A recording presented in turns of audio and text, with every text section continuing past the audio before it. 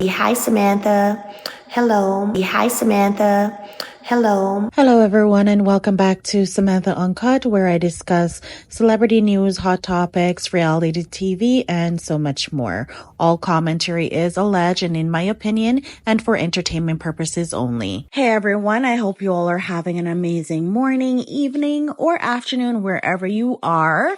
I'm back with some celebrity news update, but before we get into that, y'all know what to do. Make sure that you like, comment, and share this video. Don't forget to subscribe, and also don't forget to follow me on my social media platform at Samantha Uncut on Instagram and Samantha.uncut on TikTok. So today we're going to be talking about the Cardi B assault trial. Cardi B was facing a lawsuit, a $24 million lawsuit from Imani Ellis, a former security guard, where she was being accused of battery and assault on the security guard. The outcome of that trial, the trial has now ended, and the outcome is that Cardi B has been cleared of all charges or all allegations against her during the trial. And we're just going to talk about it, recap it a little bit, and just see some of the highlights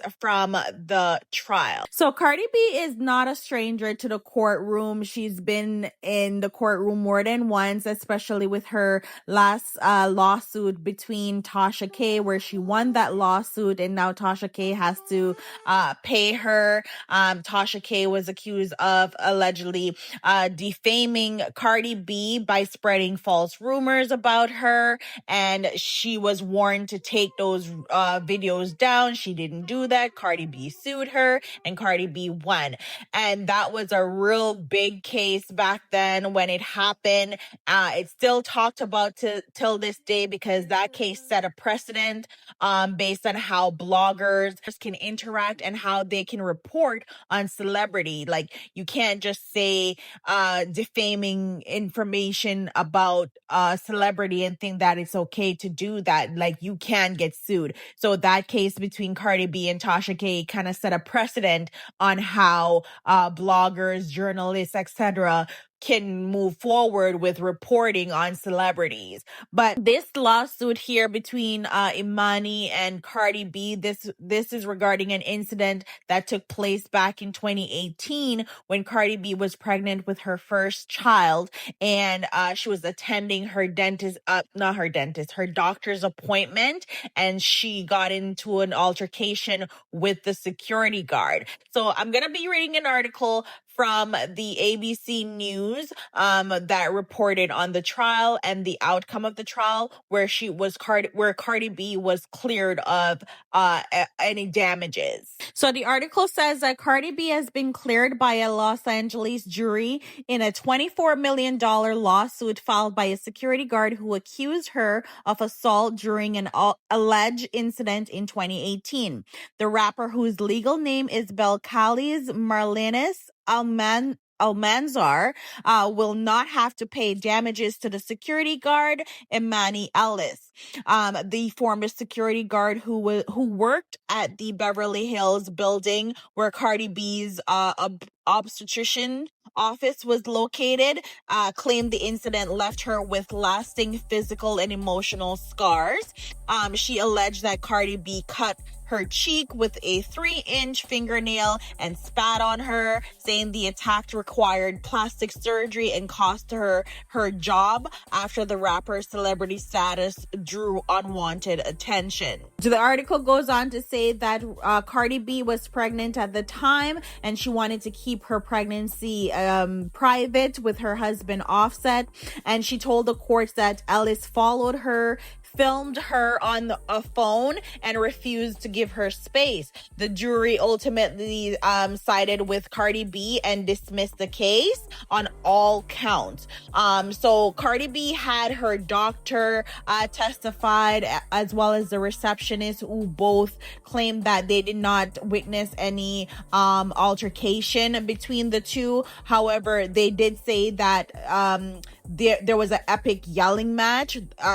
Cardi B's doctor said that it was a epic yelling match and that the security guard was the aggressor. The receptionist did testify to that fact that the security guard was the aggressor in the situation, and they felt like she was wrong because she was working and the office was closed that day so that Cardi B could have that privacy.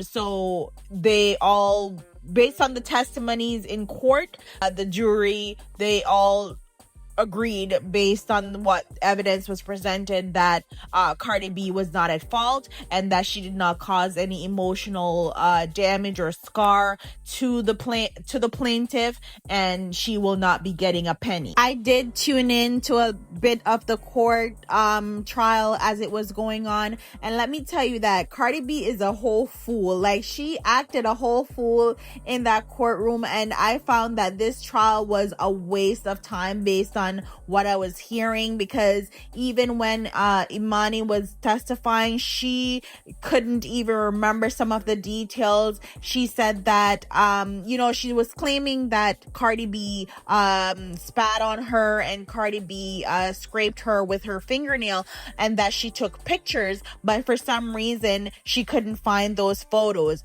And I was thinking to myself, like, if I'm gonna sue someone and I'm saying that they scarred me or they damaged my face and I took pictures, I'm gonna find those pictures so that I can have it as evidence to prove what I'm saying. But she testified that even the day of the incident, after she left the building, she went home and she took a nap. She didn't go to the doctor. She didn't call the police. Nothing. She just went home. She took a nap. So, if you're gonna go and sue a celebrity, you need to have a airtight case, because obviously, knowing Cardi B, she's not gonna just give you some money. Like, she's gonna take you to court, and we have seen her track record when it comes to winning court cases. Like, she's what, 3-0 right now? Come on, you gotta have your airtight case when you're going up against Cardi B, Meg Thee Stallion. Like, I wouldn't even play with those people. And not only did Imani not remember the details or remember what was in her report, her lawyer, I don't know where she found that lawyer, but absolute refund. She needs a whole refund if she paid that lawyer, because he did a terrible job at presenting her case, questioning Cardi B, questioning the events, and trying to make Cardi B seem like the aggressor. It was just a hot mess of a case, and we're gonna take a look at some of the highlights from Cardi B, because I'm telling you, she acted a whole fool on that stand, and I was dying laughing. The judge was holding back his laughter because he had to remain professional. But when I tell you that Cardi B acted a fool, it was a fool of a case. You said she's bigger than you? Absolutely. How do you know that? Look, I was 130 pounds at that time. So she's overweight, right? In your opinion. Just a little. Did you call her fat? No, I was called. And she was like, yes. Are you disabled? Yes or no? At that moment, when you're pregnant, I'm very disabled. And why were you concerned? Because I'm pregnant and this girl's about to beat my ass. Hello? You could have done it, correct? So but you're I not didn't, disabled. But right? I didn't, because I had a baby inside me. 3 months? 3 to 4 months. Fair enough? You want me to say it to her I want face? you to tell it to her face what you said on that day so she can hear it for herself again. Security heavy. What does security heavy mean? It's like she just looks a little like she could protect the building type B. You know what I'm saying? She just looked more developed than me. Bro, she acted a whole fool on that stand. I was cracking up. When I tell you, like, this whole trial was just a mess and a whole key. I was kikiing the whole time I was watching this case because I was like, nah, ain't no way this is serious. You cannot be asking her to tell your plaintiff or tell your client to her face that she is like big, or I was just like, nah, what is happening? The judge was so over it. The jury was cracking up sometimes at some of the questions, and it was just a whole mess and a waste of taxpayers' money. But overall, after a 4-day trial, the jury got their jury instructions, and then they came back with the verdict, which was a unanimous verdict. And this is when the jury came back and they read their verdict. Court of the State of California for the County of Los Angeles, Imani Ellis, plaintiff, versus Belcalis Marlenes Almanzar, Cardi B, dose 1 through 50, inclusive defendant. Case number 20 STCV 07031. Verdict. We, the jury, in the above entitled case, answer the questions submitted to us as follows. Section A, assault and battery. Question 1. Did plaintiff Imani Ellis prove all of the following elements of battery? 1. Defendant Belcalis Marlenes Almanzar, Ms. Almanzar, touched Ms. Ellis in the intent to harm or offend Ms. Ellis. Number 2, Ms. Ellis did not consent to being touched. Number 3, Ms. Ellis was harmed or offended by Ms. Almanzar's conduct. And 4, a reasonable person in Ms. Ellis' situation would have been offended by the touching. Answer, no. Question 2. Did Ms. Ellis prove all of the following elements of assault? Number 1, Ms. Almanzar acted with the intent to cause harmful or offensive contact with Ms. Ellis. Number 2, Ms. Ellis reasonably believed that she was about to be touched in a harmful or an offensive manner. Number 3, Ms. Ellis did not consent to Ms. Almanzar's conduct. Number 4, Ms. Ellis was harmed. And number 5, Ms. Almanzar's conduct was a substantial factor in causing Ms. Ellis's harm. Answer, no.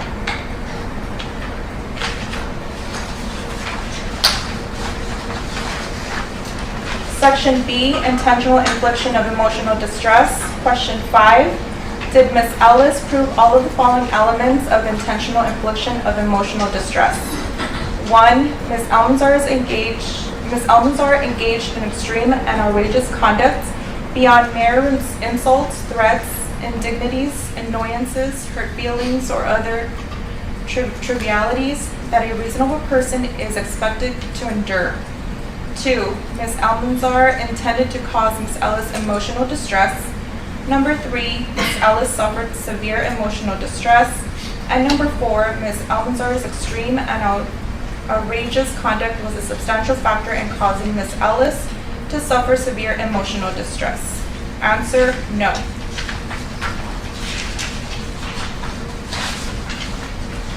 Section C, negligence and contributory negligence.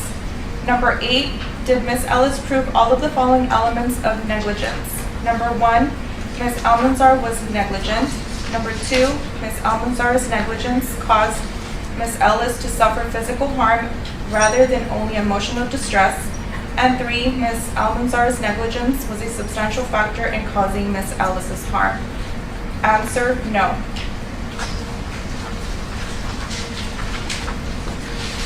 Section D, punitive damages. Question 12. Did you answer question 4 and 7? Answer, no. Signed this date, September 2nd, 2025, by foreperson George Uloa, number 3. All right, is it in which to pull the jury? No, you are. Yes, Your Honor. All right, let me ask the foreman, was it unanimous as to all the questions? Yes. All right, so the question that the clerk is going to be asking is, was it unanimous as to all questions? Question 1. Or just all questions? Oh, as to all questions? Was it Yes. unanimous? Was it unanimous? Yes. And then go through each of the jurors. Was it unanimous? Was it unanimous, juror number 1? Yes. Number 2? Yes. Number 3? Yes. Number 4? Yes. Number 5? Yes. Number 6? Yes. Number 7? Yes. Number 8? Yes. Number 9? Yes. Number 10? Yes. 11? Yes. And 12. Yes. All right, sounds like it was a unanimous verdict as to all questions. Can the clerk please record the verdict? The verdict has been recorded, Your Honor. All right, thank you. Dave? So yeah, the jury, they deliberated. They came back with a unanimous verdict of not liable. So Cardi B does not have to pay Imani any $24 million. She'll be getting $0 from Cardi B. And Cardi B, after the trial, she had this to say outside. And shout out to Hollywood Unlocked. I got this video from them. Okay. So first thing first, I want to thank my lawyers. I want to thank the jurors. I want to thank the judge, and I want to thank the respectful press. I really, really appreciate that, and I want to thank everybody at home supporting me. I know you guys having a little key with the moment, but to be honest with you, I have missed my kids' first day of school today. I missed my kids' last week of school yesterday because of this. And I'm not even playing around. I will, even if I'm in my deathbed, I swear to God, I will say it in my deathbed. I did not touch that woman. I did not touch that girl. I didn't lay my hands on that girl. And with that being said, this time around, I'm going to be nice. The next person to try to do a frivolous lawsuit against me, I'm going to countersue. And I'm going to make you pay. Because this is not okay. I think people have like this misinterpretations of celebrities. Like, it's like, oh, well, we can ask for this and they're going to settle. You don't work at home and you don't work all day and you don't work for your money to give out your money. So don't ever think that I'm just going to give you my money that I work hard for. I don't lay in bed all day. I work all day and I work hard for my money, for my kids and for people I take care of. So don't you ever think that you're going to sue me and I'm just going to settle and just give me my money. It's not going to happen. I do also want fans at home, though, not to find their social media, her family's social media, her social media, and bother her. I hope that this is something that I leave behind, that she leave behind. Don't go bother her. Don't be talking about her. Don't be talking about how she look. Don't call her no nasty names. Let's just put this behind, but I'm giving a warning. I am not that celeb that you're gonna sue and you think it's gonna settle. I'm not gonna settle, especially when I'm super completely innocent. I know I got a little reputation, but I swear to God I'm innocent. I swear to God, like this, like I'm really innocent for real. And I just want to say thank you, everybody. All right, so there you have it from Cardi B. And I don't know, like, for some reason, I do believe that she didn't touch that lady, because Cardi B, she will admit if she really hit you, because even during the trial, she admitted to calling the plaintiff the B word, right? So it's like, okay, if she hit her, I don't see her not saying, okay, yeah, fine, cool. I could have touched her or I hit her or something like that. But she was just so forthcoming about what happened. I actually believe her. If I was on the jury, I would believe her, and clearly the jury believed her story or her recollection of the events and her lawyer's evidence that was presented. So yeah, she is cleared of that, and I guess she has another court case coming up because she has another person that's trying to sue her for that mic throwing incident. So we'll see about that one. But this one between Imani Ellis, this one is in the bag. She is cleared of that, and it's all in the past. And I thought it was really good of her to tell her fans not to harass or not to go look for Imani's social media to harass or to say anything negative. I thought that was really good, because you know how fan bases can be. They can be a little bit brutal. So I thought it was really good of her to encourage her fans not to say anything and not to harass the young lady, because y'all know it's gonna be Cardi B's fault. So that was really good. Yeah, this is all I have to say about this video. Congratulations to Cardi B and her team, and I hope and pray that she learns from this incident.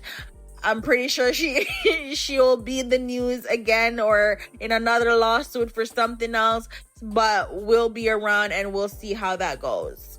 Let me know your thoughts in the comments below, and don't forget to hit the subscribe button, like and share, and I'll see you guys in my next video.